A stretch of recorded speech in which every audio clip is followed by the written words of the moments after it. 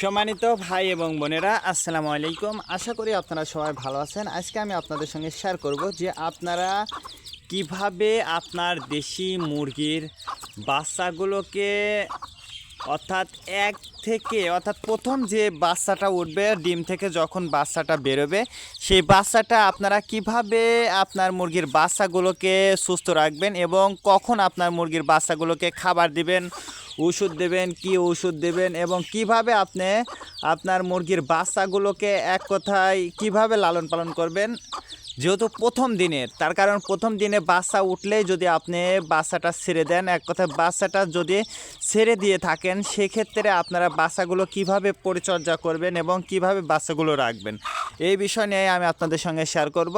তো সর্বপ্রথম আমি যেটা বলবো যে যারা গ্রামে বাস করে তারা কিন্তু বাচ্চাটা উঠার সঙ্গে সঙ্গে, অর্থাৎ বাচ্চা ওঠার শেষ যে বাচ্চাটা ওঠে, উঠার সঙ্গে সঙ্গে কিন্তু তারা বাচ্চাটা কিন্তু ছেড়ে দিয়ে থাকে।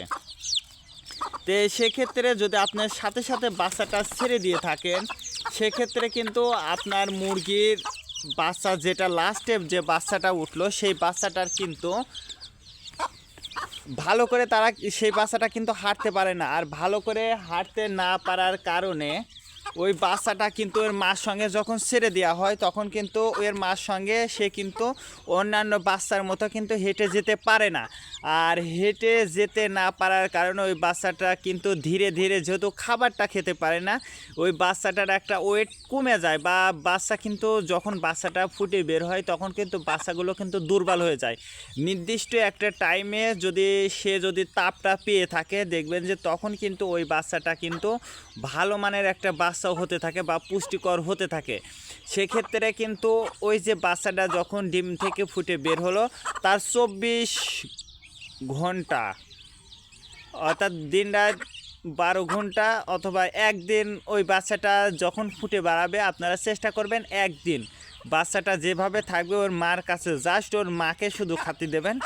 আর ওই বাচ্চাকে কিন্তু নির্দিষ্ট একটা তাপের মধ্যে কিন্তু রাখতে হবে। যদি আপনি তাপের মধ্যে রাখতে পারেন, দেখবেন যে ওই বাচ্চাটা কিন্তু ভালো হবে এবং ওই বাচ্চা কিন্তু মারা যাওয়ার কোনো সম্ভাবনা থাকবে না। আর যদি আপনি ওই বাচ্চাটা সঙ্গে সঙ্গে যদি আপনি 12 ঘন্টা বা একদিন ওই বাচ্চাটা না রেখে দেন তার মার কাছে পর্যাপ্ত পরিমাণ তাপের মধ্যে, যদি আপনি না রাখতে পারেন, তাহলে কিন্তু দেখবেন যে ওই বাচ্চাটা কিন্তু মারা যাবে। আর এই বাচ্চাটা মারা গেলে কিন্তু আপনি যদি অসুস্থ হয়ে পড়ে, তাও কিন্তু আপনাকে তাপটা কিন্তু দিতে হবে। যদি আপনি পর্যাপ্ত পরিমাণ তাপটা দিতে পারেন, তাহলে কিন্তু আপনার মুরগিটা বাচ্চাগুলো কিন্তু বেঁচে যাবে।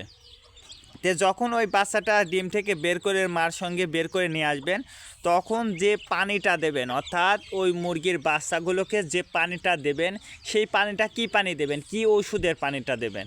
তো আমি সেক্ষেত্রে বলবো, যখন আপনার মুরগির বাচ্চাটা বের করে আনবেন, তখন তারপরে ওই মুরগির বাচ্চাগুলোকে যে পানিটা দেবেন সেটা হচ্ছে গ্লুকোভেট।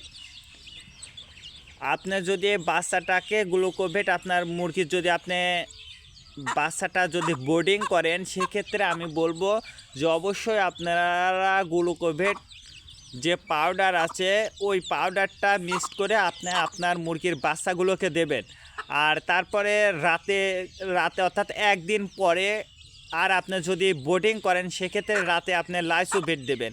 আর যদি বোর্ডিংটা না করেন, তার পরের দিন অর্থাৎ 2 দিন বয়স যখন হবে, তখন আপনারা অবশ্যই লাইসোভেট ওষুধটা অর্থাৎ পাউডারটা অবশ্যই আপনারা গোলায় দেবেন। আর সর্ব অবস্থায় 1 থেকে 15 দিন অবশ্যই আপনারা ব্রয়লার মুরগির ফিড, অবশ্যই ব্রয়লার মুরগির ফিডটা দেবেন। দেখবেন যে আপনার মুরগিটা ভালো থাকবে, সুস্থ থাকবে। তো আজকে এ পর্যন্ত, ভালো থাকবেন, আল্লাহ হাফেজ।